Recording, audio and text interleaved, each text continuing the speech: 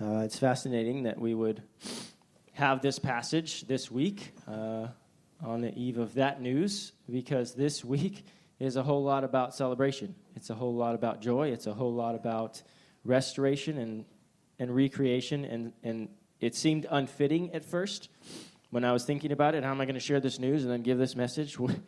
It seems backwards, and yet that is the hope that we have in Christ, that even in our pain of losing someone, we know that death was never meant to be the way that it was supposed to be. It was always supposed to be this joyous fellowship with God. And that's the picture that we have in John chapter 2. With this first sign, this first miracle that Jesus does in John's gospel. And so before we jump into this chapter, though, I want to go turn to John chapter 20. We're going to read this probably a million more times before we're done with the book of John. I don't know that we've actually read it yet, but this is John chapter 20, starting in verse 30. This will be the purpose of John writing, and I'm going to keep reading this to you so that as we go through the gospel, we don't lose sight of this. John says this, "Now Jesus did many other signs in the presence of the disciples, which are not written in this book. But these are written so that you may believe that Jesus is the Christ, the Son of God, and that by believing you may have life in his name." All of the Gospel of John can be characterized by that. And I've said that a few times, and I'm going to keep saying it because I feel like there's so much detail in John's Gospel that a lot of times it can be easy to get over here, and then get over here, and then be way off in left field, and say, how does this all fit together? What is John trying to say? Well, all of it is meant to end up being a laundry list of reasons why you should believe. And by believing, then you have life eternal. That's the goal of what John's writing. So I want to just start with that because I want to keep that in mind as we're reading this story, because there's a million ways to apply this story, but I don't want to get away from what John intended and why he put it in there. You heard in chapter 20 that John said there were many other signs that Jesus did. The reason why that's important is because John's gospel is, at least the middle of John's gospel, somewhat structured around the signs, he calls them. Some of them are miracles, some of them are not miracles, some of them supernatural, some of them not supernatural. But there's 7 signs in the book of John that he takes you through, and they kind of structure the middle part of the book of John. The one we're looking at today is the first sign. It's sign number 1 in John's gospel. And we're going to look at the result of it, which is at the very end of this section in verse 11, in chapter 2, verse 11. So I actually want to read that first. We're kind of going backwards here. This is just for fun for me, so we don't have to go straight through verses, and maybe you'll get a kick out of it. Start in verse 11 in chapter 2. John says this, "This is the first of his signs Jesus did at Cana in Galilee and manifested his glory, and his disciples believed in him." So I'm going to pitch to you that the whole purpose of the reason why John includes this as the first sign is because the disciples believed. So they saw this miracle happen, and they believed as a result. Now, if all of John's gospel, I included these signs so that you might believe and have life eternal, it fits here with why John would include this story. The miracle happened, the disciples believed. It's more evidence for you to consider. Do you believe? Do you not believe? This is evidence as a guy who changed water into wine. This is a common story. There's been a million applications. We'll kind of go through them as we go. But the purpose, I think, of John including this story is because it's another example of reason why you should believe. So go back to the very beginning of John chapter 2. This first phrase in John chapter 2, "on the third day," is a perfect transition from the section before it to the section after it. From chapter 2 on all the way to probably at least 12, 13, 14, something like that, in John's gospel, it's these signs. The focus is, the structure is these signs. So this is the first one, beginning of that section. But he connects this section with the section before it, which is the call stories and the testimony of John the Baptist, with this phrase, "on the third day." Some of you remember me saying that John's gospel is not chronological. And I said, it's not chronological, it's not chronological, it's not chronological. And then I read things like John 1:29, the next day. And then John 1:35, the next day. And I'm sure at least some of you, I hope, were sitting there thinking, how could John's gospel possibly not be chronological when he's saying the next day, the next day, the next day? Like, what gives? I didn't have any of you ask me, though. And then in chapter 2, the very beginning, on the third day. And you're saying, again, how could this not be chronological? Okay, well, do you remember when we talked about Genesis chapter 1 at the very beginning of John's gospel? Genesis chapter 1, the creation story. In the beginning was the Word, and he brought in Genesis chapter 1. How many days of creation are there in Genesis? 7. Okay, good.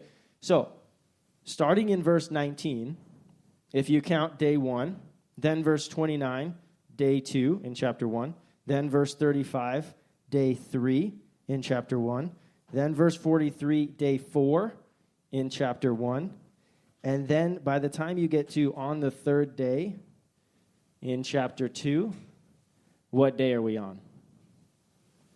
Day 1, on the next day, on the next day, on the next day, and then on the third day. We're on day 7. So at the beginning of chapter 2, when he brought in Genesis chapter 1 at the very beginning of the gospel, now in chapter 2, we're on day 7. The day of rest, the day of peace, the day of Sabbath, the day of celebration. This all fits into what he's saying. On the third day, keep going with chapter 2. There was a wedding at Cana in Galilee, and the mother of Jesus was there. Jesus also was invited to the wedding with his disciples. When the wine ran out, the mother of Jesus said to him, "They have no wine." And Jesus said to her, "Woman, what does that have to do with me? My hour has not yet come." And his mother said to the servants, "Do whatever he tells you." Okay, first of all, I was trying to think of a modern-day parallel to running out of wine. Because, I mean, if we run out of booze at our parties, it's kind of a big deal, but it's kind of not that big of a deal. It's kind of like, well, we'll just drink lemonade or something. But for them, in an honor-shame culture, if you're throwing a wedding and you run out of booze, it's like, you what? What are we going to do? And the closest thing I could think of would be like, this might be a terrible analogy. You can give me all the sad feedback afterwards if you want. It would be like trying to run a party with no toilet paper. That'd be bad. That would be bad. People would walk away and they would be like, well, the party was good, but what happened? There's no toilet paper. Like, that is a terrible, maybe it's a bad analogy, but that's equal to the same feeling that you would feel if you showed up to a wedding in this time period and the wine ran out. People would be like, I mean, it started off great, but it was terrible. So this is a big deal. Now, I don't know why they went to Jesus' mother, Mary. Maybe it was a family member whose wedding they were at. She was involved somehow. The servants came to her to problem solve. Mary's like, I don't have any money and I don't have any way to get wine, but go talk to Jesus. They speak back and forth in somewhat of idioms. Woman, in our culture, is somewhat derogatory. You refer to women by the name woman. Okay, in their culture, not so much. When Jesus is up on the cross at the end of the gospel, and he looks to John, probably the writer of this gospel, and says, "Behold your mother," he refers to her as woman. Okay, so it's not at all like it is in our culture, where it's somewhat derogatory. He's not sassing his mother here. This is somewhat of an endearing term, even though it translates a little bit weird for us. Woman, he says, what does this have to do with me? In other words, this is not my issue. Like, they came to you, this is your issue. And then he gives this weird phrase, "My hour has not yet come." And you don't figure out what that means in the gospel until way later on, when he starts talking about his hour has come, and it's the hour of his death. In other words, my purpose is to come here and die. They ran out of wine at a wedding. It's not my problem, pretty much, he says to her. She doesn't seem bothered by this at all. His mother said to the servants, "Do whatever he tells you." Again, this is kind of like weird. Also an idiom in their language, in their culture. It's also kind of from the Old Testament. In Genesis 41, verse 55, a similar thing is said to Pharaoh in Egypt when they go into famine. So Joseph is there, and he's running the king's affairs, the Pharaoh's affairs. And the people start coming to Pharaoh when there's famine in the land, and they say, "Pharaoh, we're hungry, we need food." And his response is, "Go to Joseph, do whatever he says." So in other words, Jesus' mother picks up this phrase from the Old Testament. When the people are in a time of famine, when there's nothing left. And she uses it here to the servants. Do whatever he says. Because she knows that he's the provider. She knows that there's something to him that not everybody else quite understands. So this is Jesus' response. Verse 6. Now there were 6 stone water jars there for the Jewish rites of purification, each holding 20 or 30 gallons. Jesus said to the servants, "Fill the jars with water," and they filled them up to the brim. He said to them, "Now draw some out, take it to the master of the feast." So they took it. And when the master of the feast tasted the water that had now become wine and did not know where it had come from, though the servants who had drawn the water knew, master of the feast called the bridegroom and said, "Everyone serves the good wine first, and when the people have drunk freely, then the poor wine. But you have kept the good wine until now." And then verse 11, this is the first of the signs Jesus did at Cana in Galilee, manifesting his glory, and his disciples believed in him. 120 to 180 gallons of wine. Wine. Some people, many people have used this to express the okayness of Christians enjoying a drink or two. Surely if Jesus was away or was against alcohol at all, this probably wouldn't have been maybe the first sign that he chose to do. He didn't have to, but he chose to. The water pots at the very beginning, 6 stone jars for the Jewish rites of purification. Some of you who are familiar with Old Testament law know that there were purification laws. You had to be purified to be in the presence of God. And these Jews were concerned about being purified when you ate. In other words, the purification jars were for washing dishes, cups, and your hands. So fill up these jars for dishes, cups, and hands, for you can purify. But instead of filling jars and using them to purify yourself, we're going to turn that water into wine. And some people have said, well, there's a clear transition here from the Old Testament law, from the rites of purification, into a celebratory ceremony with God in wine.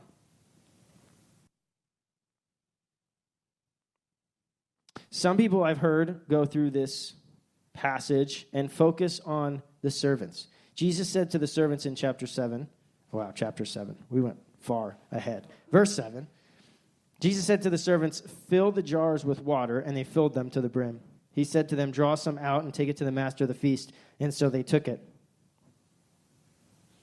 And I've heard people focus in on this. What would it be like as a servant to fill up water and then stand there and say, "Now what?" Take some to the master of the feast. Okay.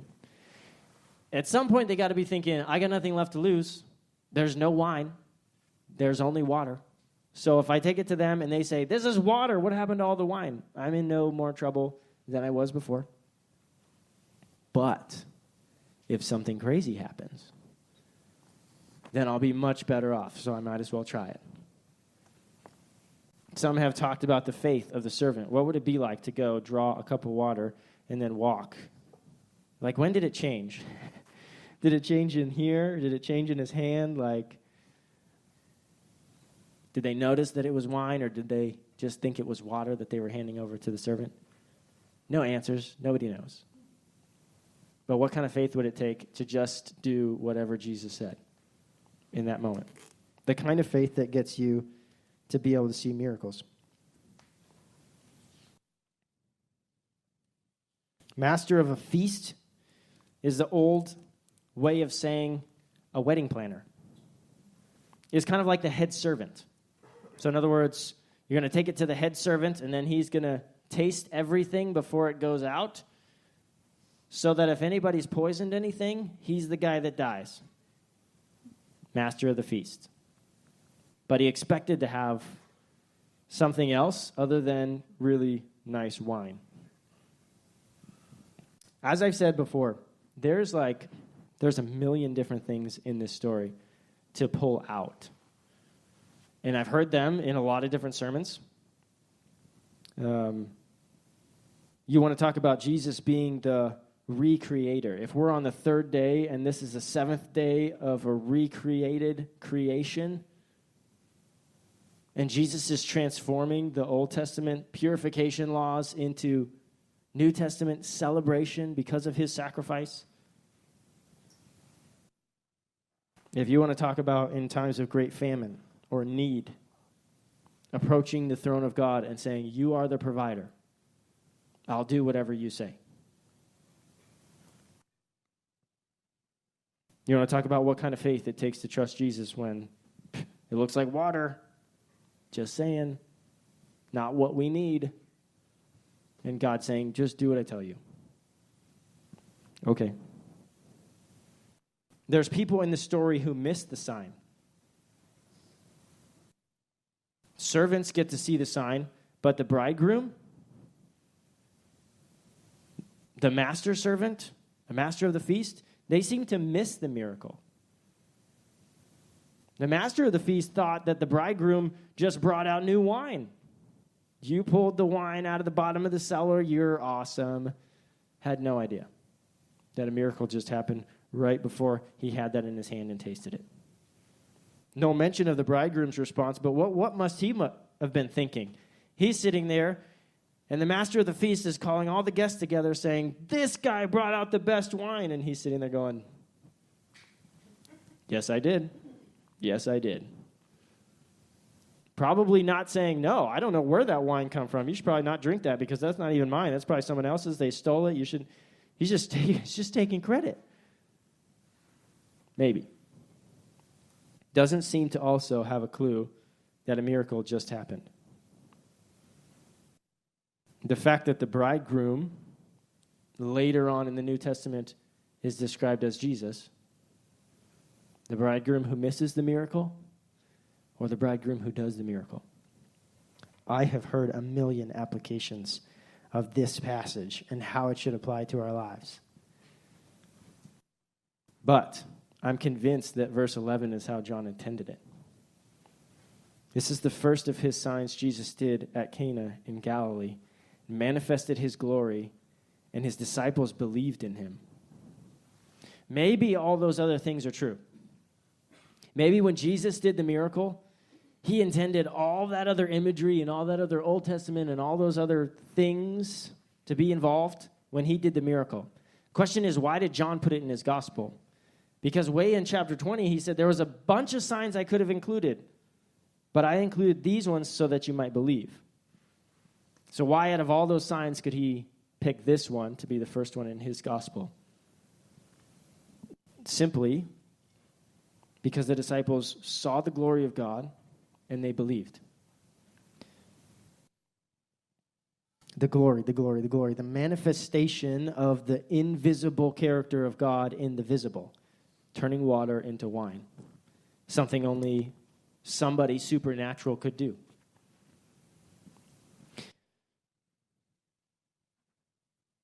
A lot of people want to explain away the miracles in the Bible. And you could try. Or you could just deny them. A lot of people just do that. Well, science may not have figured out how to turn water into wine yet, but just because Jesus was a smart guy doesn't mean I'm going to believe he's the Messiah. We just got to do a little more research. Okay. But what if he did? Like, what if he actually turned water into wine? Something that modern science 2,000 years later can't do. Now, you don't imagine we will be able to. What if he did? There was a guy who came 2,000 years ago claiming to be the Messiah, claiming that the only way to find life was through him. And he did this miracle, and we'll talk about more miracles that he does. He turned a whole bunch of gallons of water into wine. There were eyewitnesses, and they believed in him as a result. And at that point, you can kind of take it or leave it. You either buy into the fact that this guy can do miracles, or you don't. But the Bible's account is that he did do miracles, and that there were people who believed in him as a result. In the next section, where we're going to get to it next week and the week after, we're going to see the difference of people who see the miracles of God and believe, which is the disciples, and people who see the authority of God or the power of God, and they believe, but their belief is in vain. And we're going to see those two things put right up next to each other. The disciples saw the power of God manifested in a miracle. You turned water into wine. You're more powerful than anything that I know. Today in our world, we think power is physical strength or money or influence or leadership. You walk around and people just follow after you. That's what power looks like in our world today. Here's what power, here's what authority looks like in the kingdom of God. This is John chapter 10, starting in verse 16. This is Jesus speaking. He says this, I have other sheep that are not in this fold. When we get to chapter 10, we'll talk about how he's talking about Jews and Gentiles. The other sheep that are not of this fold is us, Gentiles. I must bring them also, and they will listen to my voice. There will be one flock, one shepherd. For this reason, the Father loves me, because I lay down my life, that I may take it up again. No one takes it from me, but I lay it down of my own accord. I have the authority to lay it down, and I have the authority to take it up again. This charge I have received from my Father. What's fascinating is our world describes power as strength, or money, or influence, or aged wisdom. The cross is how Jesus gained the love of God. The authority to lay down his life and take it back up again. That's power that none of us have, that he had. And this is how he chose to use his power. This is how he chose to use his authority. If we could figure out how to lead like that, our world would be better off. So, as you come to communion today, I want you to consider how God used his power. I want you to consider that true power, as demonstrated by Jesus, is obedience to God, even unto death. Pray with me, and then consider that for a minute, what true power is. Obedience to God. God, you chose to do this miracle 2,000 years ago for maybe a million reasons. But ultimately, you wanted our response to be faith, to be belief. You wanted us to see you for who you really are. Savior God, Recreator, 100% man, 100% God, and 100% obedient to the Father. Jesus, we thank you for this picture that you've given us of true power.